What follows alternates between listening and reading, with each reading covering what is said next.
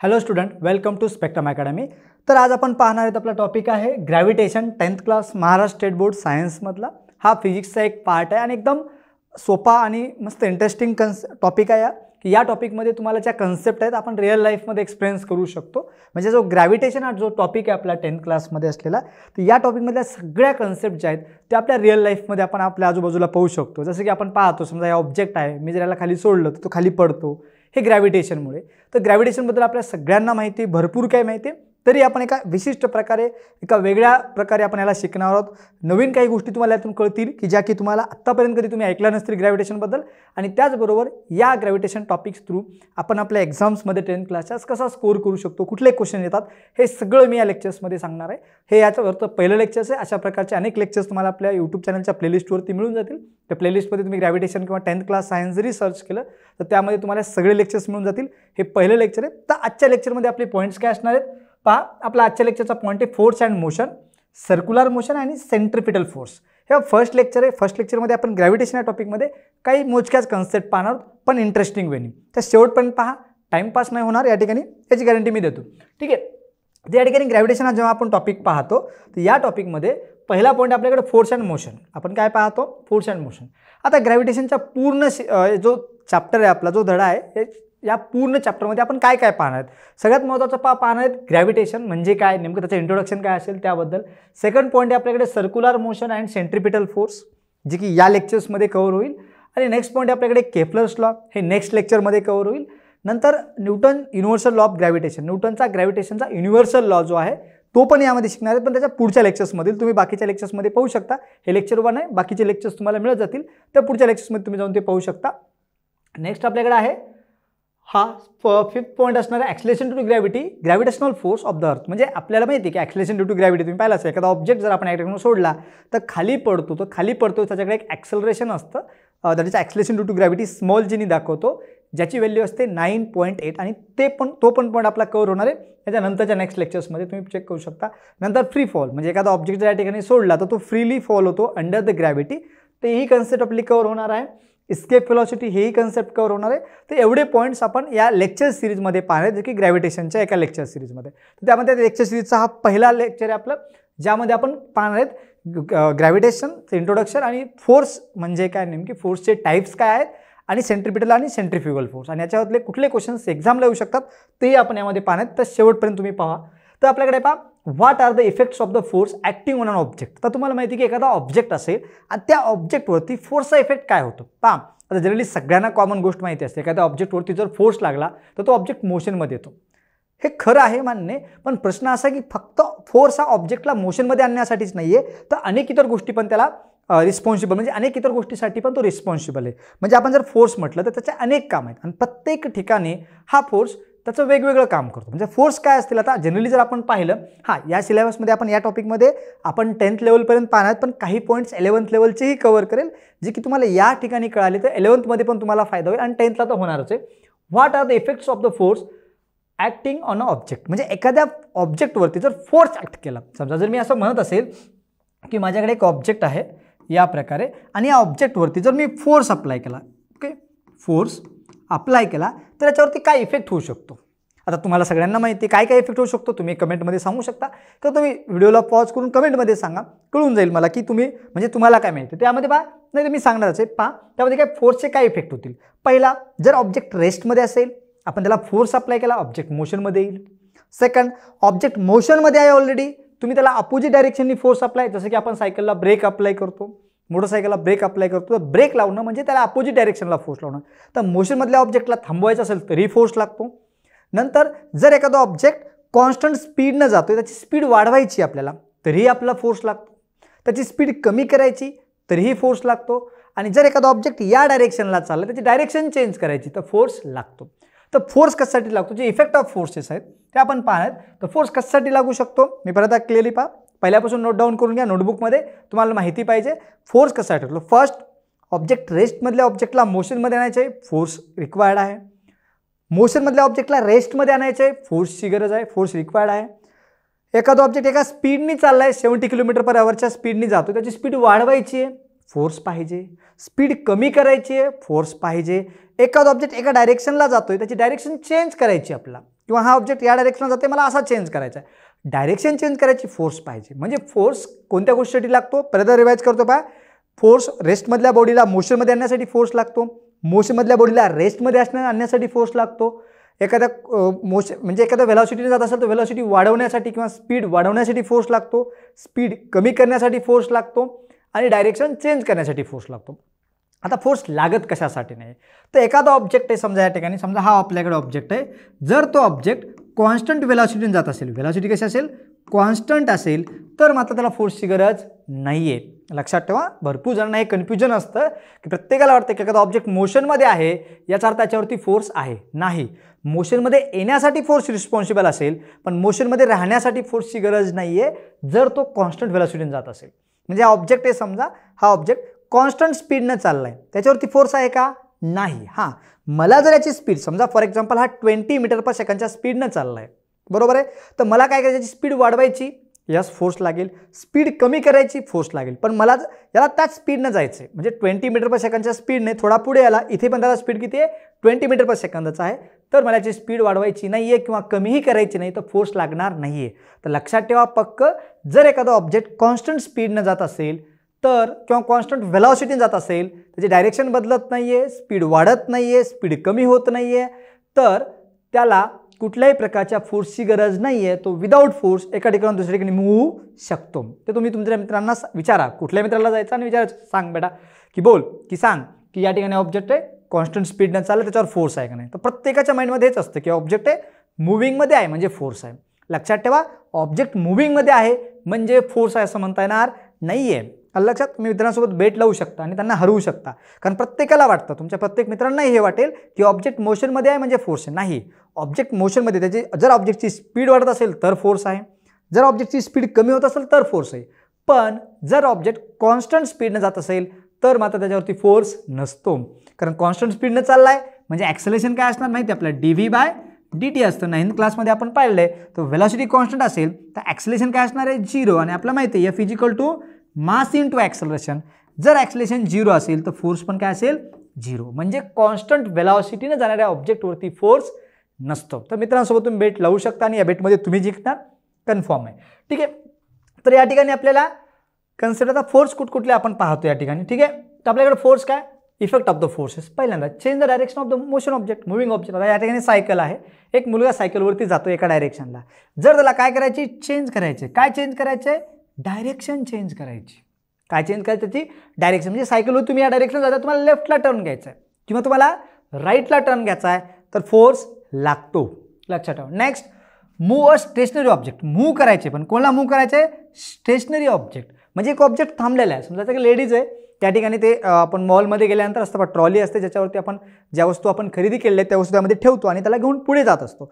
तर त्यावेळेस ट्रॉली आपण जेव्हा असे पुढे घेऊन जातो, तो ऑब्जेक्ट ट्रॉली समजा थांबलेली आहे, आणि थांबलेल्या ट्रॉलीला म्हणजे मूव्ह करायचे स्टेशनरी ऑब्जेक्टला किंवा कुठला ऑब्जेक्ट असतो, एक थांबलेला ऑब्जेक्ट आहे त्याला मोशनमध्ये आणायचं, काय लागतो, फोर्स लागतो. लक्षात. नेक्स्ट कुठलं आहे, change the speed of the moving object. म्हणजे speed of the moving object म्हणजे आपल्याला काय चेंज करायची, म्हणजे एखादा ऑब्जेक्ट ऑलरेडी मूव्हिंगमध्ये आहे. म्हणजे फॉर एक्झाम्पल आपण क्रिकेट खेळतोय, तिकडून एक बॉल आला, तर बॉलला ऑलरेडी स्पीड आहे किंवा वेलॉसिटी आहे, मला जी स्पीड बदलायची, मग त्या बॉल आलेल्या बॉलला मी कॅच करतोय. समजा मी ते बॉल असा पडतोय आणि बॉलाला मी कॅच करतोय, तर बॉल कॅच करतोय, मी त्या बॉलला पकडतोय, तर बॉलला पकडतोय, तर ऑलरेडी बॉलला काहीतरी स्पीड होती, मग मी काय केलं, त्या बॉलला पकडलं म्हणजे त्याची स्पीड कमी केली, त्या ठिकाणी फोर्स आहे.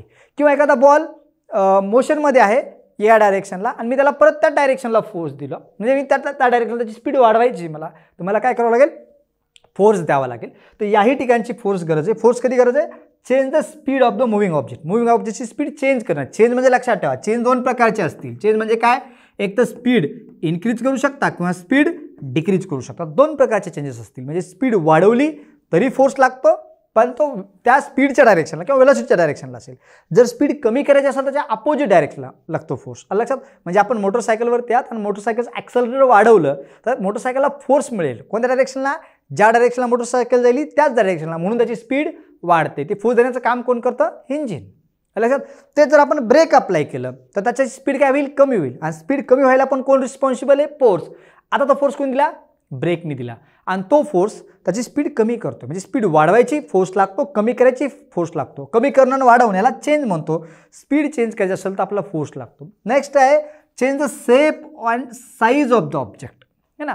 कुठल्या ऑब्जेक्टचा शेप बदलायचा, साईज बदलायची, आपला फोर्स लागतो. तुम्ही पाहिलं असेल की आपल्याकडं क्ले असतो, चिखल असतो, चिखल्याला आपण पाहिजे तसा शेप देतो, तर ऑटोमॅटिकली शेप देता येत नाही, त्याच्यावरती आपला फोर्स एक्झर्ट करावा लागतो. जर एखाद्या ऑब्जेक्टला आपण फोर्स एक्झर्ट करत असाल तर ऑब्वियसली त्याचा शेप चेंज होऊ शकतो. आलं लक्षात. तुमच्या बाजूला आपण पाहतोय कागद असेल, आपल्या इथे कागद असा घेतला, त्या कागदाचा असं प्लेन कागद असतो, आपण त्याला असं गुंडाळतो, असं करतो, फेकून देतो. म्हणजे नेमकं काय करतोय, पहिली गोष्ट त्याला गुंडाळतोय, म्हणजे त्याला फोर्स देतोय आणि फोर्समुळे त्याचा शेप बदलला. तर आता एक स्मॉल स्पेरिकल बॉल असून तुम्हाला माहिती आहे, तुम्ही ते फेकून मित्रांना मारता, स्कूलमध्ये तुम्ही ते करता भरपूर ठिकाणी, तुमच्या फ्रेंड्स म्हणजे तुमचं चालू असतं. तर सेम ते आपण त्या ठिकाणी, किंवा एखादा फुगा असेल, त्या फुग्याला तुम्ही त्याचा फोर्स देऊन तुम्ही त्याचा शेप चेंज करू शकता. क्ले असेल त्याचा शेप चेंज करू शकता. ते एक कॉमनली गोष्ट आहेत पहा. तर फोर्स कशासाठी लागतो, तर डायरेक्शन चेंज करण्यासाठी फोर्स लागतो. मूव्हिंग ऑब्जेक्टला म्हणजे स्टेशनरी ऑब्जेक्टला मूव्हिंगमध्ये आणायचे फोर्स लागतो. मूव्हिंग ऑब्जेक्टला स्टेशनरी करायचे फोर्स लागतो. स्पीडची काय, स्पीड चेंज करायची, स्पीड वाढवायची फोर्स लागतो. स्पीड कमी करायची फोर्स लागतो. आणि एखाद्या ऑब्जेक्टचा शेप चेंज करायचा फोर्स लागतो. पण जर एखादा ऑब्जेक्ट कॉन्स्टंट स्पीडने किंवा कॉन्स्टंट व्हेलॉसिटीनं जातोय आणि त्याला त्याची व्हेलॉसिटी आपला कॉन्स्टंटच पाहिजे तर फोर्स लागत नाही. म्हणजे कॉन्स्टंट स्पीडनं जात असेल तर त्याच्यावरती फोर्स नाही. हां, स्पीडमध्ये येण्यासाठी फोर्स होता, पण स्पीडमध्ये राहण्यासाठी फोर्सची गरज नाही आहे. गुड, चालेल. तर मस्त कन्सेप्च्युअल कन्सेप्ट. आता आपण पाहिजे फोर्सचे टाइप्स काय असतात. What are the type of the forces you are familiar with. म्हणजे आपल्या आजूबाजूला, आपल्या जवळ, आपल्या घरी तुम्ही बसला त्या ठिकाणी आजूबाजूला तुम्हाला जे काय ऑब्जेक्ट दिसतात यांच्यावरती कुठले फोर्स ॲक्ट असतील, जे आपल्याला ओळखीचे असतील, आपल्याला माहिती असतील, असे कुठले फोर्स असतील. तर या व्हिडिओला टॉप करून तुम्ही कमेंटमध्ये पटकन सांगू शकता की कुठले फोर्सेस तुम्हाला माहिती आहेत. मे बी नंतर पुढे प्ले करून पहा, तुम्हाला तेच मिळतील, तेच फोर्सेस असतील, तर तुम्ही जिंकलात. ठीक आहे, तर बेट लावत चला, महत्त्वाचं असतं. तर टाईप ऑफ फोर्सेस, चला. तर काय आपल्याकडे कॉन्टॅक्ट फोर्स. कॉन्टॅक्ट फोर्समध्ये कोणकोणते प्रकार पहा, फ्रिक्शनल फोर्स, नॉर्मल फोर्स आणि स्प्रिंग फोर्स. हे पाहिलं असेल पहा. पहिला फ्रिक्शनल फोर्स तुम्हाला माहिती आहे, एखादा तुम्ही पाहिलं असेल घरामध्ये एखादी ऑब्जेक्ट असेल, तुम्ही त्याला पुश करत असाल किंवा पुल, दोन्ही पण, पुश आणि पुल दोन्ही केलं तरी, तर तो ऑब्जेक्ट जेव्हा ग्राउंडसोबत कॉन्टॅक्टमध्ये असतो तर या ठिकाणी फ्रिक्शन घडतं त्या ऑब्जेक्टचं ग्राउंडसोबत, आणि जे फ्रिक्शन घडणार तो फ्रिक्शनल फोर्स असतो. तो एक प्रकारचा फ्रिक्शनल फोर्स आहे. मग फ्रिक्शनल फोर्स कधी येईल, जर आपल्या ऑब्जेक्टचा ग्राउंडसोबत कॉन्टॅक्ट असेल तर. म्हणजे आपले एक ऑब्जेक्ट आहे, समजा हा ऑब्जेक्ट आहे, मी याच्यावरती ठेवतोय असा, आणि मी याच्या कॉन्टॅक्टमध्ये असेल तरच या माझा हात आणि आपल्याकडे हे पॉइंटर आहे किंवा याच्या दोघांमध्ये जे कॉन्टॅक्ट असेल तरच फ्रिक्शन होईल. जर मी थोडासा वर उचलला, आता मूव्ह करतोय, या दोघांमध्ये कॉन्टॅक्ट आहे का, नाही आहे, तर फ्रिक्शनल फोर्स असेल का, या दोघांमध्ये फ्रिक्शनल फोर्स नाही आहे. म्हणजे लक्षात ठेवा की फ्रिक्शनल फोर्स कधी असणार आहे, जर दोन ऑब्जेक्टमध्ये कॉन्टॅक्ट असेल तरच फ्रिक्शनल फोर्स असतो, अदरवाईज नाही आहे. म्हणून या फोर्सला कोणता फोर्स म्हटलं आपण, कॉन्टॅक्ट फोर्स म्हटलं. नेक्स्ट आहे नॉर्मल फोर्स. जसं की आता आपण पाहतो की समजा एखादा टेबल आहे, टेबलवरती बुक ठेवलेले आहे. आता तुम्ही ज्या ठिकाणी टेबलवरती बसलेला आहात किंवा तुम्ही एखाद्या खुर्चीवरती बसलेला असताल किंवा तुम्ही बसता त्याकडे, तर तुम्ही त्या ठिकाणी बसलेले आहात, तर तुमच्यासमोर टेबल आहे, टेबलवरती एक बुक आहे, तर त्या बुकवरती एक फोर्स असणार आहे. ॲक्च्युली बुकवरती दोन फोर्स असतात. एक फोर्स म्हणजे त्याचं वेट mg डाऊनवर्ड डायरेक्शनला, ज्याच्याबद्दल आपण पुढे गेल्यानंतर डिस्कस करणारच आहोत. पण महत्त्वाचं सध्या त्याच्यावरती एक नॉर्मल रिॲक्शन आहे वरच्या डायरेक्शन, तर नॉर्मल रिॲक्शन म्हणू शकतो किंवा नॉर्मल फोर्स म्हणू शकता. 11th आल्यानंतर तुम्ही त्याला नॉर्मल रिॲक्शन म्हणणार आहात आणि फार कामाला येणार आहे, कारण अशा प्रकारचे क्वेश्चन्स आपल्याला आहेत 11th क्लासमध्ये. पण 10th क्लाससोबतच आपण 11th पण शिकणार आहोत, काही कन्सेप्ट जेणेकरून तुम्हाला फायदा होईल.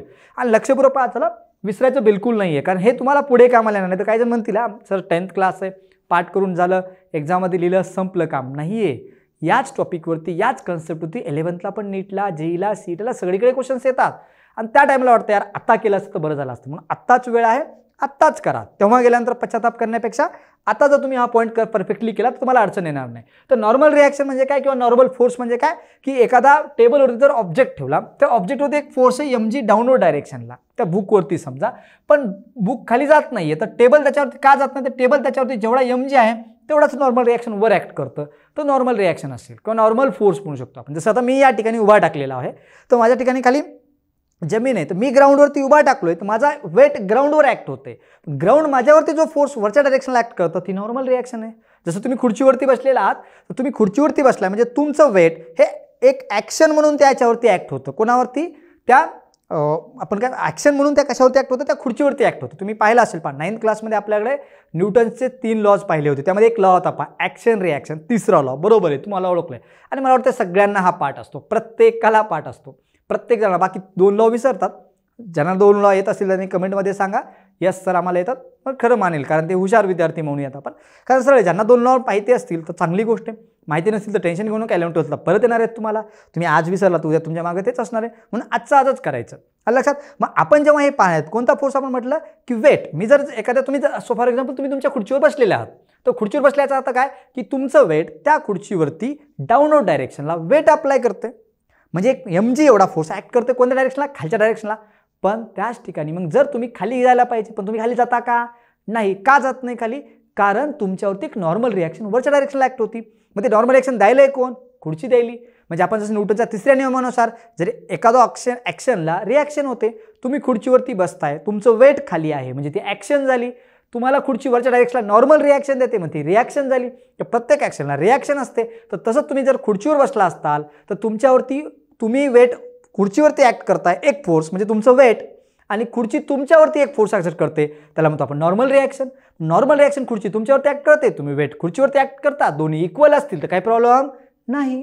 पण जर समजा काय झालं, तुमचं वेट जास्त असेल, समजा तुम्ही 100 किलोचे असताल, किंवा फॉर एक्झाम्पल एक व्यक्ती आहे 100 किलोचा आहे, 100 किलोचा व्यक्ती एकदम साधारण खुर्चीवरती बसला, एकदम वीक जुनी झालेली आणि एक साधी प्लॅस्टिकची सिंपल खुर्ची आहे स्वस्तातली ऑब्वियसली, आणि त्या खुर्चीवरती एक 100 किलोचा व्यक्ती बसला आणि बसतो असा हळूच नाही बसला, एकदम मस्तपैकी मजेत एकदम रिलॅक्स एकदम वेट टाकून देऊन असा बसला. काय होईल, खुर्ची मोडेल. खुर्ची का मोडेल त्याचं कारण आहे कारण त्या व्यक्तीने त्या खुर्चीवर जो ॲक्शन केली होती म्हणजे त्याचं वेट ऑब्वियसली जास्त होतं, आणि खुर्चीचं काम काय होतं, नॉर्मल रिॲक्शन देणं. पण खुर्चीकडे ती स्ट्रेंथ नव्हती, तेवढी मजबूत नव्हती, खुर्ची त्याला नॉर्मल ॲक्शन तेवढी देऊ शकत नाही, म्हणून खुर्ची मोडून जाते. तर तुम्ही तसं करू नका, म्हणजे वेट वाढवू नका. तुमचं वेट कमीच असेल कारण तुम्ही स्टुडंट आहात, वेट नंतर वाढतं जेव्हा तुम्ही मोठे होता, म्हणजे वयाने मोठे होता, नंतर शरीराने पण मोठे होता. ठीक आहे. तर लक्षात ठेवा की नॉर्मल रिॲक्शन कधी असते, ॲक्शन झाली तर नॉर्मल रिॲक्शन, म्हणजे एखाद्या फ्लोअरवरती म्हणजे एका टेबलवरती बुक ठेवलं त्याच्यावर नॉर्मल रिॲक्शन वरच्या डायरेक्शन असणार कारण वेट खाली असणार. तुम्ही ग्राउंडवर उभा टाकला तर ग्राउंडवरती तुमचं वेट खाली, नॉर्मल रिॲक्शनवर. कुठल्या ऑब्जेक्ट प्रत्येक ठिकाणी, आता या ठिकाणी मी ट्रायपॉडवरती कॅमेरा लावलेला आहे, या कॅमेऱ्याचे पण वेट डाऊनवर्ड डायरेक्शनला आहे, ट्रायपॉड त्याला नॉर्मल रिॲक्शन वर लावणार आहे. प्रत्येक ठिकाणी नॉर्मल रिॲक्शन असते जर दोन सरफेसमध्ये ते 2 बॉडीजमध्ये कॉन्टॅक्ट असेल. आणि लक्षात ठेवा नॉर्मल रिॲक्शन ही परपेंडिक्युलर असते ऑलवेज सरफेसला, लक्षात. ठीक आहे. नेक्स्ट आहे स्प्रिंग फोर्स. आता हा तर तुम्हाला माहितीच असेल, स्प्रिंग तुम्ही कामं केलेच असतील. अशी रबर घ्यायचं समजा फॉर एक्झाम्पल, स्प्रिंगपेक्षा तुम्ही रबर घेतलं, रबरमध्ये कागद लावायचा असं फेकून मित्रांना मारायचं, अशी कामं केले असतील. किंवा एखादी स्प्रिंग असते, आपल्या पेनमधली स्प्रिंग आपण बाजूला काढतो, स्प्रिंग अशी कॉम्प्रेस करतो, तो कॉम्प्रेस करायला फोर्स लागतो. किंवा एखादी स्प्रिंग आहे त्याला आपण वजन लटकवतो, जनरली अशा स्प्रिंगला वजन कुठे लटकवलं जात नाही आहे, पण आपल्याकडे वेट असतं बा, स्प्रिंग बॅलन्स एक असतं बा, स्प्रिंग बॅलन्स क्लासेसमध्ये स्प्रिंग असते, त्याच्यावरती वेट मोजतो. त्यावर एखाद्या लहान लेकराला कधी कधी लटकवतात वेट मेजरण्यासाठी, किंवा शेतामध्ये यूज केलं जातं कापूस जे असेल त्याचं वेट मेजर करण्यासाठी, किंवा भरपूर ठिकाणी असतं स्प्रिंग बॅलन्स. आणि स्प्रिंग बॅलन्सचे क्वेश्चन्स 11th 12thला भरपूर आहेत. मग या स्प्रिंग बॅलन्सला जर वेट अटॅच केलं तर होतं काय की याचं वेट कोणत्या डायरेक्शनला, डाऊनवर्ड डायरेक्शनला mg असतं, पण स्प्रिंग त्याला वरच्या डायरेक्शनला ओढते. तर स्प्रिंगचा एक फोर्स असतो त्याला स्प्रिंग फोर्स म्हणतो. तुमच्या सिलेबसमध्ये नाही आहे पण तुम्हाला मी देऊन टाकतो. स्प्रिंग फोर्स F असतो kx. ओके, नंतर तुम्हाला काम आलेलं पुढे मायनसमध्ये असतं, पुढे आपण पाहू याच्याबद्दल. ठीक आहे. आता सध्या काय नाही, फक्त एवढंच लक्षात, स्प्रिंग फोर्स म्हणजे 3 प्रकारचे फोर्स तुम्हाला असतात, तुम्हाला लक्षात फक्त एवढंच ठेवायचं आहे. फ्रिक्शनल फोर्स, नॉर्मल फोर्स आणि स्प्रिंग फोर्स, हे तिन्ही कोणते फोर्स आहेत, कॉन्टॅक्ट. कारण त्याच्यामध्ये जर फोर्स एक्झर्ट करायचा असतं कॉन्टॅक्टची गरज आहे, पण आता विदाऊट कॉन्टॅक्ट पण फोर्स एक्झर्ट करता येतो. म्हणजे समजा हा ऑब्जेक्ट आहे, हा माझा हात आहे, मला याच्यावरती फोर्स एक्झर्ट करायचा, मला कॉन्टॅक्ट करावं लागेल, मी याला कॉन्टॅक्ट केला, फोर्स एक्झर्ट केला. पण समजा माझ्याकडे जादू असेल, माझा हात इथं आहे, याचा माझा काही कॉन्टॅक्ट नाही आहे, मी या ठिकाणी हात असा केला, जर ऑब्जेक्ट पुढे गेला, म्हणजे ऑब्जेक्ट या ठिकाणी मी असा हात केला, ऑब्जेक्ट पुढे गेला, तर मी त्या ऑब्जेक्टवरती फोर्स एक्झर्ट केला, दोघांमध्ये कॉन्टॅक्ट आहे का नाही, तर कॉन्टॅक्ट नसताना जो फोर्स ॲक्ट होतो त्याला नॉन कॉन्टॅक्ट फोर्स म्हणतो. आता माझ्या हातात काही जादू नाही आहे, असं शक्य नाही आहे, पण एक आहे माझ्याकडे जादू आहे, पाहू शकता, माझा हात त्याच्यावरती फोर्स एक्झर्ट करू शकतो. ट्राय करा. हा ऑब्जेक्ट आहे, माझा हात आहे, मी या ठिकाणी काय करतो, फोर्स एक्झर्ट करतो, माझ्या हाताने फोर्स एक्झर्ट केला, ऑब्जेक्ट खाली आला, बरोबर आहे. माझ्या हाताने नाही आलेला, तुम्हाला माहिती कसा आला तो. तर का खाली आला, कारण माझ्या हातामध्ये त्याच्यामध्ये काही कॉन्टॅक्ट आहे का नाही आहे, तरी पण माझ्या हाताने अट्रॅक्ट केलं का नाही, ॲक्च्युली माझ्या हाताने अट्रॅक्ट नाही केलं, अर्थने अट्रॅक्ट केलं. कारण मी या ठिकाणी ऑब्जेक्ट धरतोय, या ठिकाणी ऑब्जेक्ट सोडतोय, तो खाली पडतो, तर खालच्या डायरेक्शनला जो फोर्स लागतोय कोण लावते, अर्थ लावते. आता मला सांगा, ऑब्जेक्ट वर आहे, ऑब्जेक्टमध्ये अर्थमध्ये कॉन्टॅक्ट आहे का, नाही आहे, मग अर्थमध्ये या ऑब्जेक्टमध्ये कॉन्टॅक्ट नसताना सुद्धा अर्थ त्याच्यावरती फोर्स एक्झर्ट करते, हा नॉन कॉन्टॅक्ट फोर्स झाला. हे तर सोडून द्या रे, याचं काय छोटी जवळ ऑब्जेक्ट आहे, तेवढा मून फार दूर अंतरावरती आहे, अर्थ त्याच्यावरती फोर्स एक्झर्ट करते. मून अर्थमध्ये काय कॉन्टॅक्ट आहे का, अशी दोरी बांधलेली आहे, म्हणजे अर्थने अशी दोरी बांधलेली मूनला असं फिरवते अशी थोडी आहे, नाही. आपल्या अर्थपासून मून काही अंतरावरती, त्याच्यामध्ये कॉन्टॅक्ट नाही आहे, तर फोर्स आहे. हे जाऊ द्या, सन आपल्या अर्थवरती फोर्स एक्झर्ट करतोय. सन कुठं आहे, फार लांब कुठंतरी भरपूर दूर अंतरावरती. सर्च करा आणि कोणीतरी सांगा मला सन आणि अर्थमधलं डिस्टन्स किती, कमेंटमध्ये कमेंट करा, बघूया तुम्हाला किती इन्फॉर्मेशन आहे ते. तर मला कमेंटमध्ये येऊन कन्फर्म सांगा की सन आणि अर्थमधला डिस्टन्स काय.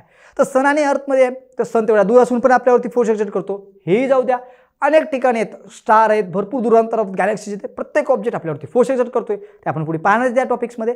म्हणजे हे फोर्स कॉन्टॅक्ट नसताना पण आहेत, तर त्या फोर्सला काय म्हणतो, नॉन कॉन्टॅक्ट फोर्स म्हणतो. आता नॉन कॉन्टॅक्टमध्ये आता कुठले कुठले फोर्स आहेत मी एक सांगितला, ग्रॅव्हिटेशनल फोर्स, की ज्याच्यामध्ये अर्थ तुम्हाला माहिती आहे. दुसरा तुम्हाला माहिती असेल, खेळलं असेल तुम्ही लहानपणी, असे दोन मॅग्नेट घ्यायचे. एक मॅग्नेट असा, समजा फॉर एक्झाम्पल असं म्हटलं, हा एक मॅग्नेट, हा एक मॅग्नेट आहे. मॅग्नेटचा हा नॉर्थ पोल आहे, हा पण नॉर्थ पोल आहे. मग नॉर्थ पोल काय करतात, अट्रॅक्ट, राईट ना, नाही आहे, काय करतात, रिपेल करतील. कारण लाईक पोल रिपेल करतात आणि लाईक पोल अट्रॅक्ट करतात. हा नॉर्थ आहे, हा नॉर्थ पोल आहे, जवळ आणला. तुम्हाला माहिती असतो, तुम्ही कधी पाहिलं असेल, हा ऑब्जेक्ट असा ठेवून द्यायचा, हा नॉर्थ पोलला जवळ आणायचा, हा आणला की हा असा पुढे सरकतो ना. दोघांमध्ये कॉन्टॅक्ट न होता पण पुढे फोर्स एक्झर्ट व्हायला आहे, म्हणजे नॉन कॉन्टॅक्ट फोर्स आहे. म्हणजे मॅग्नेटिक जो फोर्स असतो नॉन कॉन्टॅक्ट असतो. किंवा कधी कधी होतं, समजा हा नॉर्थ आहे, हा साऊथ आहे, मी जवळ आणला, हा साऊथ काय करेल, त्याला अट्रॅक्ट करेल नॉर्थला, मग तो मॅग्नेटिकडे सरकतो, याला चिटकतो. मग यावेळेस कॉन्टॅक्ट होता का, नाही आहे, कारण कॉन्टॅक्ट नसताना पण फोर्स एक्झर्ट झाला, त्याला नॉन कॉन्टॅक्ट फोर्स म्हणतो. म्हणजे मॅग्नेटिक फोर्स जो आहे तो पण कसा आहे, नॉन कॉन्टॅक्ट फोर्स आहे. लक्षात, म्हणजे साऊथ काय करतील, रिपेल करतील, नॉर्थ रिपेलच करतील, आणि साऊथ नॉर्थ मात्र काय करतील, अट्रॅक्ट करतील. म्हणजे यांच्यामध्ये जो फोर्स आहे तर त्यांच्यामध्ये कॉन्टॅक्ट असण्याची गरज आहे का, नाही आहे, म्हणून हे नॉन कॉन्टॅक्ट फोर्समध्ये येतो. ग्रॅव्हिटेशनल तर आताच पाहिलं आपण, है ना, एखादा दगड आपण जसं वर फेकला तसा पुढे जाऊन खाली पडतो. खाली का पडायला आहे, आपण त्याला फोर्स वर दिला होता, तो खाली यायला आहे, काय यायला आहे, अर्थ त्याला खाली वरते. कोणत्या फोर्सनी, ग्रॅव्हिटेशन आपल्या टॉपिकचं नाव असते. याच्यामध्ये आपण तेच पाहणार आहे, त्याच्यापैकी दुसरं काही पाहायची गरज नाही आहे. तर त्या ठिकाणी आपण जो बॉल थ्रो केला होता तो खाली पडतो, ते ग्रॅव्हिटेशनल फोर्सनी. अर्थ आणि त्या बॉलचा काही कॉन्टॅक्ट होता का, नाही, तरी फोर्स एक्झर्ट केला, yes, that's it is a non contact force. Electrostatic force, आता चार्जेसबद्दल तुम्ही पाहिले का नाही माहीत नाही, पण जनरली पहा, आता चार्जेसबद्दल जर पाहायचं झालं, हा तुम्ही कधी पाहिला असेल, पहा की समजा एखाद्या कशावरती तुम्ही जर एखादा ऑब्जेक्ट रब केला, किंवा एक पेन पाहिले असेल तुम्ही, असे पेनला असं रब करता, असे कागदाचे पीसेस असतात, असं आणता तुम्ही, पहा कागदाला टच करायची गरज नाही आहे. तुम्ही कागदाच्या तुकड्यांपेक्षा थोडंसं वर जरी असं पकडलं तरी कागदाचे तुकडे ऑटोमॅटिकली अशी वर येतील आणि चिटकतील. का पाहिले हे, त्याच्यामध्ये कॉन्टॅक्ट होता का, हां चिटकल्यानंतर कॉन्टॅक्ट आला आहे, पण कागदाचे तुकडे खालीच आहेत, पेन अशी वर पकडली तरी ते अट्रॅक्ट होतात. म्हणजे यांच्यामध्ये फोर्स आहे. कोणता फोर्स आहे, इलेक्ट्रोस्टॅटिक फोर्स आहे. तो कोणता फोर्स आहे, कॉन्टॅक्ट आहे का नॉन कॉन्टॅक्ट, नॉन कॉन्टॅक्ट. आणि कॉन्टॅक्ट नसताना पण ॲक्ट होऊ शकतो. म्हणजे अशा प्रकारचे फोर्स आहेत. मला वाटतं तिन्ही फोर्स तुम्हाला माहिती आहेत, तुम्ही ठिकाणी ट्राय करू शकता. समजा असं एक रॉड आहे, रॉडवरती एक चार्ज ठेवला, दुसरा एक आपण स्पिअर आणला ज्याच्यावरती चार्ज आहे, तो एक तर अट्रॅक्ट करेल, नाही तर रिपेल करेल. सारखे चार्जेस असतील, पॉझिटिव्ह रिपेल करेल, निगेटिव्ह असेल तरीही रिपेल करेल, आणि पॉझिटिव्ह अट्रॅक्ट करेल. तर अशा प्रकारचे फोर्स. तर आपल्याकडे किती प्रकारचे फोर्स आहेत टाईप ऑफ फोर्समध्ये, कॉन्टॅक्ट फोर्स आणि नॉन कॉन्टॅक्ट फोर्स. कॉन्टॅक्ट फोर्समध्ये तीन आहेत, frictional force, normal force, spring force. आणि नॉन कॉन्टॅक्टमध्ये कोणकोणते, magnetic force, gravitational force, electrostatic force. 11th-12th गेल्यानंतर याच्यावर एक टॉपिक आहे, याच्यावर एक टॉपिक आहे, याच्यावर एक टॉपिक आहे, या फ्रिक्शनवर एक टॉपिक आहे, नॉर्मल रिॲक्शन स्प्रिंग बॅलन्सवर एक टॉपिक आहे, नॉर्मल फोर्सवर एक टॉपिक आहे. म्हणजे या प्रत्येकावरती एक एक टॉपिक आहे, एक धडा आहे पूर्णपणे. तर त्यावेळेस जाणे तिथं गेल्यानंतर परत म्हणताल कॉन्टॅक्ट फोर्स आहे का नॉन कॉन्टॅक्ट, ते कन्फ्युजन होऊ नये म्हणून आत्ताच क्लिअर करून टाका. आता तुम्हाला कळालं पाहिजे. कळत नसेल तर कमेंटमध्ये सांगा, नाही तर तुमच्याकडे कंट्रोल आहे, पाठीमागं प्रोवा लेक्चर्सला परत एकदा ऐका, तुमच्या हातात आहे. हां, कारण आता आजकाल बरं झाले मुलांना की शिक्षक मस्तपैकी शिकवतात लेक्चर्स, व्हिडिओ लेक्चर्समध्ये. तुम्हाला पाहिजे तुम्ही पाठीमाग घ्या, पुढे घ्या, स्पीड वाढवा, तुमचं कंट्रोल आहे. तर पाच चला, ठीक आहे. तर आपण नेक्स्ट कन्सेप्टकडे जाऊया, ठीक आहे. तर आपल्याकडे काय पॉईंट आता next, what do you know about the gravitational force. तर ग्रॅव्हिटेशनल फोर्सबद्दल तुम्हाला काय माहिती आहे, म्हणा सर आम्हाला सगळं माहिती आहे. तुम्हाला सांगायची गरज आहे का, तरी सांगावं लागेल. काय म्हणतात सर सांगायची गरज नाही, म्हणजे सांगायची नाही, सांगतो तुम्हाला, सगळ्यांना माहिती आहे. जर आपण एखादा बॉल असा थ्रो केला, काय केलं, हवेमध्ये फेकला, तर काय असं वर जातो, वर गेल्यानंतर परत हळूहळू खाली येतो. वर जाताना आपण फोर्स दिला होता, एकदा आपल्या हातातून बॉल सुटला, आपण त्याला फोर्स देऊ शकतो का, नाही. आपल्याकडे जादू थोडी आहे ना. एखादा मी जर बॉल असा फेकला तर मी बॉलला कधी फोर्स देऊ शकतो, जोपर्यंत बॉल माझ्या हातामध्ये, मग मी तेव्हा ठरवू शकतो बॉल किती होऊन जाईल. एकदा माझ्या हातातून बॉल सुटला तर मी फोर्स बॉलला ठरवू शकतो, नाही आता बॉल एकदा सुटला असं वर फेकला, आता माझं म्हणणं नाही बॉल इकडे पाठवायचं आहे, मी काही करू शकतो का, नाही करू शकत. कारण आपण एखाद्या बॉडीवरती जो फोर्स एक्झर्ट करू शकतो कॉन्टॅक्ट फोर्स आहे. म्हणजे मला या ऑब्जेक्टवरती फोर्स एक्झर्ट काय, तर मला कॉन्टॅक्टमध्ये ठेवावं लागेल. जर याच्यावरती कॉन्टॅक्ट नसेल, मी इथून सोडतोय, कॉन्टॅक्ट नाही आहे. एकदा मी सोडल्यानंतर जर कॉन्टॅक्ट नसेल, त्याच्या मधल्या पाथमध्ये मला इकडं पाठवायचं, नाही पाठवता येत, बदलता येणार नाही. कारण माझ्या हातात जोपर्यंत बॉल आहे तोपर्यंत मी फोर्स एक्झर्ट करू शकतो. म्हणजे मी जो एक्झर्ट केलेला फोर्स असणार तो कोणता असेल, कॉन्टॅक्ट फोर्स असेल, समजा तुम्ही, मी नाही, कारण तुम्ही असायला पाहिजे, तुम्ही काय करता, हा बॉल फेकताय, तुम्ही बॉल फेकल्यानंतर जोपर्यंत बॉल तुमच्या हातात होता तोपर्यंत तुमच्याकडे अधिकार होता किंवा तुमच्याकडे कॉन्टॅक्ट होता, तोपर्यंत तुम्ही त्याच्यावर फोर्स एक्झर्ट करू शकता. पण एकदा तुमच्या हातातून बॉल गेला तर त्याच्यावरती फोर्स मात्र पाय ग्रॅव्हिटेशनचा असेल, त्याच्या कॉन्टॅक्टमध्ये नाही आहे तरी पण नॉन कॉन्टॅक्ट फोर्स आहे. आणि जर बॉल असा वर जातो थोडा वेळ, जोपर्यंत त्याची स्पीड कमी होत नाही पण परत शेवटी खाली येतो. हे सगळं का होतं डिटेलमध्ये पाहिजे आपला, व्हेलॉसिटी काय बदलते, कशी होते, काय नाही, सगळं डिटेलमध्ये पाहण्यात आपण. तर बॉल वर जातो, परत खाली येतो. ह्या प्रत्येक ठिकाणी बॉलवरती कोणत्या डायरेक्शनला फोर्स आहे, खालच्या डायरेक्शनला फोर्स आहे, खालच्या डायरेक्शनला फोर्स आहे, खालच्या डायरेक्शनला आहे, इथे खालच्या डायरेक्शनला, या ठिकाणी खालच्या डायरेक्शनला, इथं आला धडकला, खालच्या डायरेक्शनला फोर्स आहे. या प्रत्येक ठिकाणी खालच्या डायरेक्शनला फोर्स आहे. आणि जो काही डाऊनवर्ड डायरेक्शनला फोर्स आहे that is called gravitational force. तुम्हाला काय माहिती ग्रॅव्हिटेशनल फोर्सबद्दल? यस, भरपूर काय माहिती आहे. माहिती अजून याच्यापेक्षा एक्स्ट्रा काय माहिती असेल तर कमेंट करा. बाकीच्या गोष्टी तर पुढे पाहणारच आहेत, कारण आपण 10th क्लासमध्ये ग्रॅव्हिटेशन टॉपिक शिकण्यासाठी जमलेलो आहे तिथं, है ना. लेक्चर तुम्ही त्यासाठीच पाहता ना, तर यासाठी तर आपण याच्यात न्यूमरिकल आहे ते सगळं होणार आहे आपलं, त्यामुळे तुम्हाला काही टेन्शन राहणार नाही. चालेल, तर या ठिकाणी आपल्याकडे चला सर आयझॅक न्यूटन, बस या व्यक्तीबद्दल तर सगळ्यांना माहिती आहे. भरपूर जणांना वाटतं की ह्या माणसाच्या डोक्यात ॲपल पडलं पाहिजे ना, असं झाडाखाली बसला होता, म्हणून एक ॲपल पडलं.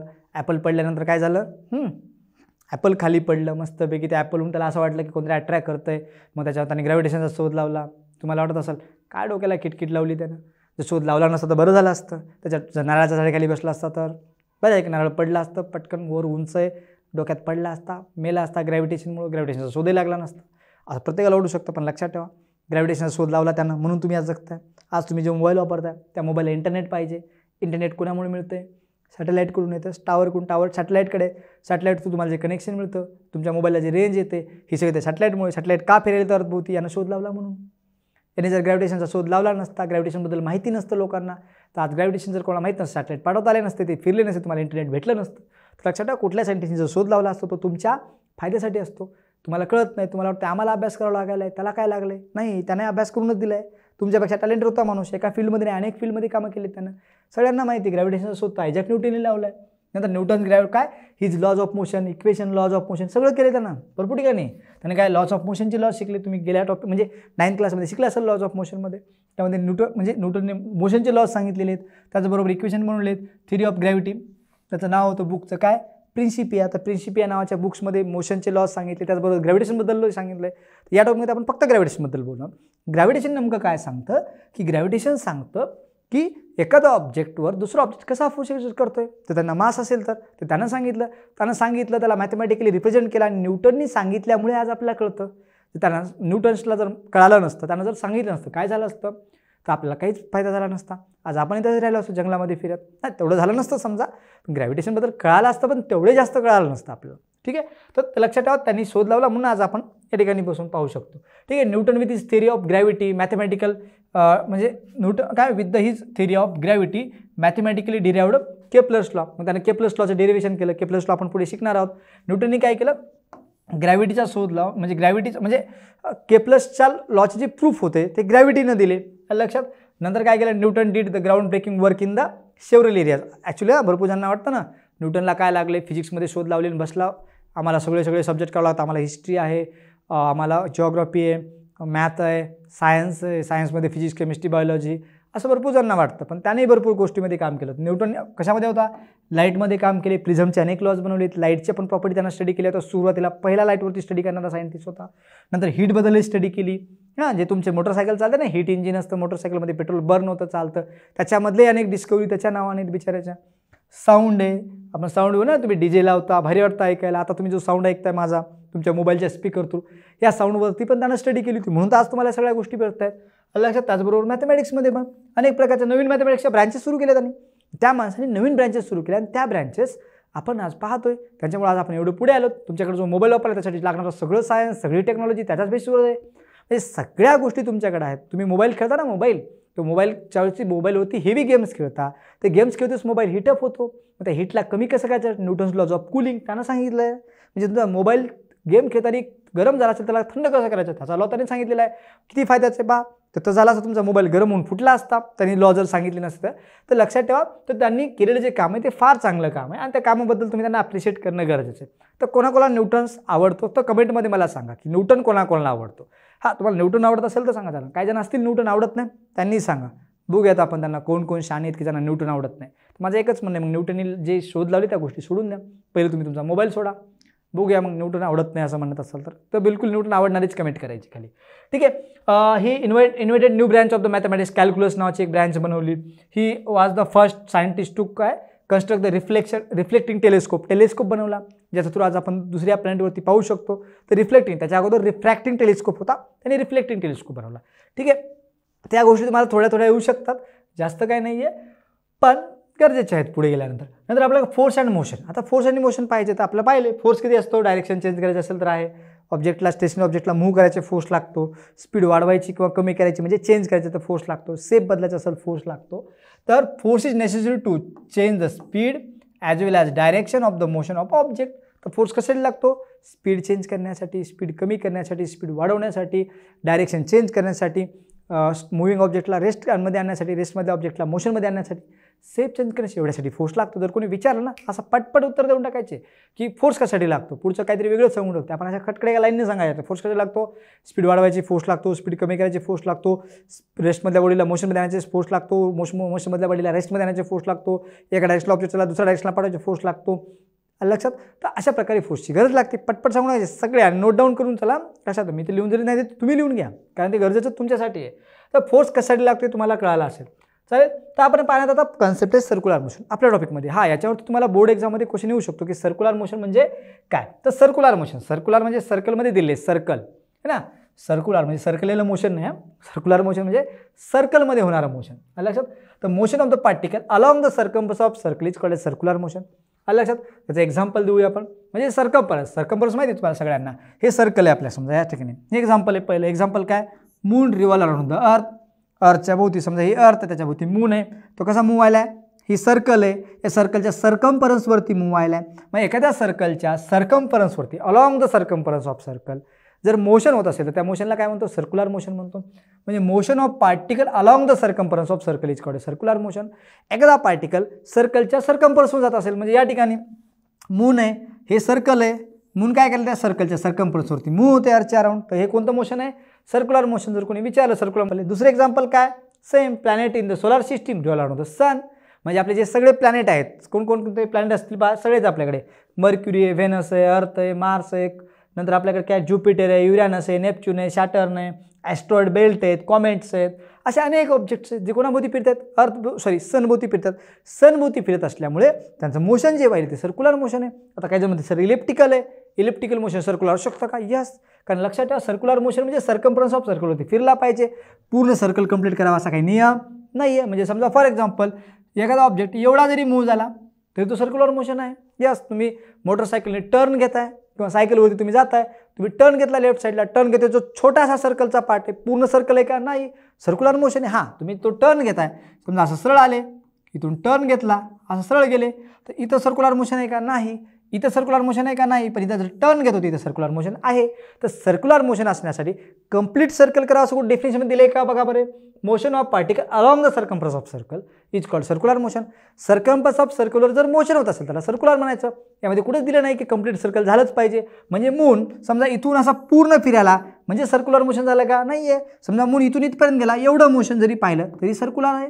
सर्कलच्या सर्कम्फरन्सवरती मोशन आहे तर सर्क्युलर मोशन आहे. तर लक्षात ठेवा सर्क्युलर मोशन असण्यासाठी ऑब्जेक्ट सर्कल कंप्लीट करावा असा नियम नाही आहे. ऑब्जेक्टने सर्कल कंप्लीट नाही केलं तरी चालेल, पण ते मोशन सर्क्युलर कधी असू शकतं, सर्कलचा छोटासा जरी पार्ट ट्रॅव्हल केला. म्हणजे समजा फॉर एक्झाम्पल आपण असं म्हटलं की एक सर्कल आहे, या सर्कलच्या छोट्याशा पार्टमध्ये जर एखादा ऑब्जेक्ट मूव्ह झाला तर ते सर्क्युलर आहे. लक्षात. तुम्ही रोडवरती टर्न घेताय, टर्नवरती सर्क्युलर मोशन आहे, नंतर स्ट्रेट जाताला, अगोदर स्ट्रेट होता पण टर्न घेते तुमचं मोशन सर्क्युलर आहे. तर सर्क्युलर मोशन असण्यासाठी पूर्ण सर्कल कंप्लीट करावा असा काही नियम नाही आहे. तुम्ही सर्कलचा छोटासा जरी पार्ट कव्हर करत असाल तर तुम्ही सर्कम्फरन्सवरती मूव्ह व्हायलात, आणि जर सर्कम्फरन्सवरती एखादा ऑब्जेक्ट मूव्ह होत असेल तर काय म्हणतो आपण, सर्क्युलर मोशन. याच्या नोट्स लक्षात, याच्या सगळ्याच्या नोट्स माझ्या तुम्हाला लिंक डिस्क्रिप्शनमध्ये मिळून जाईल. त्या लिंकला जाऊन तुम्ही क्लिक करून जा. चांगला एकदम कलरफुल, एकदम व्यवस्थित आणि कन्सेप्च्युअल नोट्स आहेत. त्या नोट्स तुम्ही एकदा वापरून पहा. त्याचे नोट्स वापरले ना तर तुमचे मार्क्स कन्फर्म वाढतील. कोणा मित्रांच्या मागे लागण्याची गरज नाही, मला नोट्स दे रे, याला नोट्स दे रे, काही गरज नाही. एकदम नंबर 1 चांगल्या कलरफुल नोट्स आहेत, त्याच्या झेरॉक्स जर काढून तुम्ही वापरल्या तुम्हाला कुठलंच टेन्शन नाही. हे चांगल्या गोष्टी आहेत. चालेल. तर या प्रकारचे लक्षात ठेवा. दुसरं काय, the direction of the motion of the moon as well as the speed constantly changes during the motion. Okay, आता सर्क्युलर मोशनमध्ये होतं काय ते पहा. आता समजा एक मुलगी आहे, एक ऑब्जेक्ट आहे, या ऑब्जेक्टला स्ट्रिंगने असं पकडले. एक गेम आहे, एक तुम्हाला या गेमचं नाव माहिती असेल तर कमेंटमध्ये सांगा, कोणाकोणाला माहिती पाहूया. हा गेम आहे, गोळाफेक नाही, गोळाफेक वेगळा असतो, हा गोळाफेक वेगळा. तो गोळाफेक असा हाताने फेकत असतात. याला कोणता गेम म्हणतात त्याचं नाव कमेंटमध्ये मला सांगा. त्या म्हणजे बॉब म्हणू शकतो किंवा गोळा म्हणू शकतो. याला असं पकडले स्पिअरला स्ट्रिंगनी, असं गोल राऊंड फिरवणार. तर फिरवतेच कोणतं मोशन होणार आहे, सर्क्युलर मोशन होईल. म्हणजे सर्क्युलर मोशन जेव्हा होणार आहे त्याच्यावरती फोर्स एक्झर्ट असतो, त्या फोर्सला आपण पुढे पाहण्यात सेंट्रिपिटल फोर्स म्हणतो. तर अशा प्रकारे मोशन व्हायला सर्क्युलर मोशन आहे. या ठिकाणी सनच्या भोवती अर्थ फिरायली, कोणतं मोशन आहे, सर्क्युलर मोशन आहे. पण सर्क्युलर मोशनमध्ये असते वेळेस महत्त्वाची गोष्ट आहे, स्पीड कॉन्स्टंट असते किंवा स्पीडची डायरेक्शन चेंज होते. आता स्पीडची डायरेक्शन म्हणता येत नाही, आपण 11-12ला गेल्यावर कळेल. ॲक्च्युली त्याला व्हेलॉसिटी म्हणतो. तर व्हेलॉसिटीची किंवा स्पीडची डायरेक्शन चेंज होते. स्पीड या डायरेक्शनला होती, अर्थ इथं आली, स्पीड या डायरेक्शनला असेल. अर्थ इथं गेली, स्पीड या डायरेक्शनला असेल. अर्थ या ठिकाणी आली, स्पीड या डायरेक्शनला असेल. म्हणजे सर्क्युलर मोशन जर ऑब्जेक्ट करत असेल तर त्याच्या प्रत्येक पॉईंटला त्याच्या स्पीडची जी डायरेक्शन असते काय होते, चेंज होते. लक्षात राहू द्या, पक्क करा. 11-12 त्याच्यावरती क्वेश्चन आहेत. मी म्हटलं अख्खा धडा आहे, एक पूर्ण टॉपिक याचे क्वेश्चन सॉल्व्ह करता मुलांना टेन्शन येतं, अवघड क्वेश्चन्स येतात. इथं एवढं लक्षात ठेवा की आता इथं महत्त्वाच्या गोष्टी कोणकोणत्या आहेत. सर्क्युलर मोशन म्हणजे काय, सिंपल भाषेमध्ये सांगायचं, motion of particle along circumference of circle is called circular motion. म्हणजे एखादा पार्टिकल सर्कलच्या सर्कम्फरन्सवरती मूव्ह होत असेल त्याला सर्क्युलर मोशन म्हणायचं. सर्क्युलर मोशनमध्ये घडतं काय, तर स्पीडची डायरेक्शन चेंज होते. म्हणजे ऑब्जेक्ट या ठिकाणी स्पीड इकडे असेल, ऑब्जेक्ट समजा या ठिकाणी स्पीड इकडे असणार, इथं असेल, इकडे स्पीड आहे. तर प्रत्येक पॉईंटला त्याची स्पीड बदलत चालली.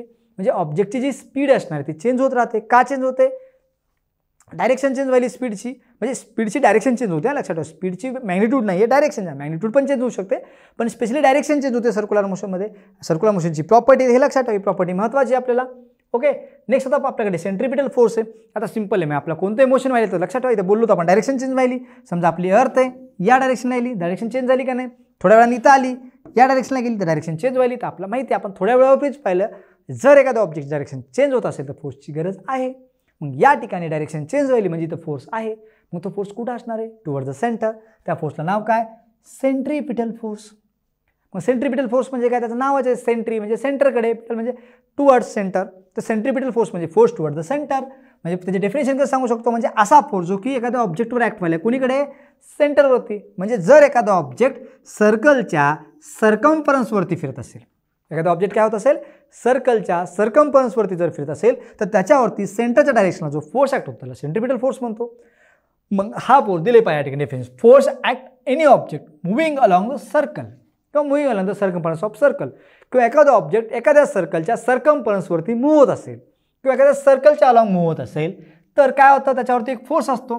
That force is directed toward the centre. म्हणजे या ठिकाणी जर आपण या ठिकाणी जर एक्झाम्पल म्हणून जर घेतलं आपण या ठिकाणी, ठीक आहे, त्या ठिकाणी जर आपण पाहिलं तर या ठिकाणी पण फोर्स एक्झर्ट व्हायला आहे. कोणता फोर्स एक्झर्ट व्हायला या ठिकाणी, हा या ठिकाणी एक फोर्स एक्झर्ट व्हायला आहे. या ठिकाणी ऑब्जेक्ट या डायरेक्शनला चालला आहे, सर्कलवरती इथे आहे, या ठिकाणी व्हेलॉसिटी आहे. तर प्रत्येक पॉईंटला व्हेलॉसिटी बदलते. तर या ऑब्जेक्ट सर्कलवरती फिरतोय म्हणजे अर्थ सनभोवती फिरते म्हणजे सर्क्युलर मोशन आहे. मग अर्थ जर सर्क्युलर मोशन परफॉर्म करत असेल तर सर्कलवरती फिरते. तसं होत असेल त्या ऑब्जेक्टवरती अर्थवरती एक फोर्स असायला पाहिजे आणि तो फोर्स अर्थच्या म्हणजे अर्थचं जे सर्क्युलर मोशन आहे त्या सेंटरकडे, सेंटरला कोण आहे, सन. तर सनच्या डायरेक्शनला म्हणजे सर्कलच्या सेंटरकडे जो फोर्स असतो त्या फोर्सला म्हणतो सेंट्रिपिटल फोर्स. म्हणजे शुद्ध मराठीमध्ये जर सांगायचं झालं तर, शुद्ध मराठी नाही होणार पण तरी पण बोलूया, तर शुद्ध मराठीमध्ये सांगायचं झालं तर एखाद्या ऑब्जेक्टवरती जर सेंटरच्या एखादा ऑब्जेक्ट, सोप्या भाषेत सांगतो, जर एखादा ऑब्जेक्ट सर्कलवरती फिरत असेल म्हणजे सर्क्युलर मोशन परफॉर्म करत असेल आणि त्या ऑब्जेक्टवरती सेंटरकडे जो फोर्स असेल त्या फोर्सला आपण सेंट्रिपिटल फोर्स म्हणतो. म्हणजे या ठिकाणी अर्थ आहे, अर्थ सर्क्युलर मोशन परफॉर्म करायली, अर्थच्या सेंटरकडे सर्क्युलर जे मोशन आहे त्या सर्कलच्या सेंटरकडे जो फोर्स लागतो त्या फोर्सला सेंट्रिपिटल फोर्स म्हणतो.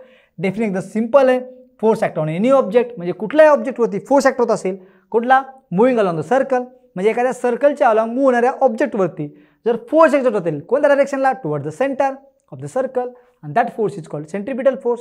म्हणजे सेंट्रिपिटल फोर्सची डेफिनेशन तुम्ही लिहून घ्या, समजून घ्या, महत्त्वाचे. दोन्ही कामासाठी 11-12 त्याच्यावरती क्वेश्चन आहेत, भरपूर नीटला पण क्वेश्चन आले त्याच्यावरती, लक्षात 10th क्लासला पण क्वेश्चन येऊ शकतो कारण तेवढा महत्त्वाचा पॉईंट आहे. एक डेफिनेशन आली, एक मार्क फिक्स आपला. त्याचे एक्झाम्पल म्हणजे एक्झाम्पलही सांगू शकतो पुढे, पण सेंट्रिपिटल फोर्स तुम्हाला कळालं आणि तुम्हाला डेफिनेशन लिहिता आली तर 1 मार्क फिक्स आहे. म्हणून डेफिनेशन पक्की लक्षात ठेवा. काय? The force act on any object moving along the circle. It is directed toward the centre of the circle and that force is called centripetal force. समजा मी टर्न करतोय एका रोडवरती, असा सायकलवरती मी टर्न करतो तर माझ्यावरती सेंट्रिपिटल फोर्स ॲक्ट होईल. Obviously yes होणार आहे, toward the centre of circle. तुम्हीच जात आहे, तुमच्यावरती फोर्स कुठल्या ऑब्जेक्ट असू द्या. ऑब्जेक्ट अर्थाचा सवाल नियम आहे का? नाही. मून अर्थभोवती फिरतोय, त्या मूनवरती पण सर्क्युलर मोशन व्हायला, मग त्याच्यावरतीही फोर्स असणार आहे. तर तो कोणता फोर्स असेल? सेंट्रिपिटल फोर्स असेल. सेंट्रिपिटल फोर्स म्हणजे काय? कधी असतो? कोणावरती असतो? सगळ्यावरती थोडी असतो. ज्या ऑब्जेक्टला सर्क्युलर मोशन, समजा हा स्ट्रेट लाईन चालला आहे, याच्यावरती सेंट्रिपिटल फोर्स आहे का? नाही. सेंट्रिपिटल फोर्स त्याच ऑब्जेक्टवरती असतो जो ऑब्जेक्ट सर्क्युलर मोशन परफॉर्म करतो. मग फोर्स आहे सेंट्रिपिटल कोणावरती? सर्क्युलर मोशन करणाऱ्या ऑब्जेक्टवरती. आणि कोणत्या डायरेक्शनला आहे? Toward the centre. चालेल. तर लक्षात ठेवा, the force act on the any object moving along the circle and it is directed toward the centre of the circle is called as a centripetal force. Definition एकदम व्यवस्थित आहे. कळत नसेल तर कमेंटमध्ये सांगा, नाही तर तुमच्याकडे ऑप्शन आहे पाठीमागं जायचं, परत पाहायचं. तुम्ही सगळं करू शकता. All control is in your hand. Okay.